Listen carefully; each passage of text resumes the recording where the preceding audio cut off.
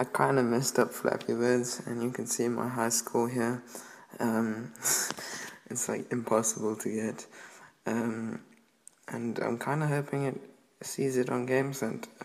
So what I'm going to show you today in this video is how to impress your friends, and well, they will probably know it's hacked, but at least trick them for a couple of seconds that you actually got that score.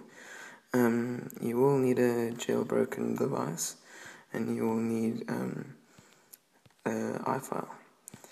And what you need to do is go over to iFile, wait for it to load.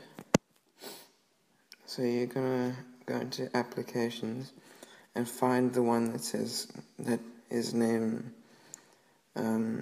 that has Flappy Birds on it. So you go into flap.app. Hold on. Go to Documents, Score, Text Viewer, and then I'll just put XXXX.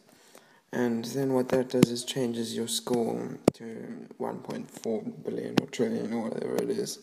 So, I hope you guys enjoyed this video. Please like and comment, subscribe, and if you need any help, please inbox me. Thank you.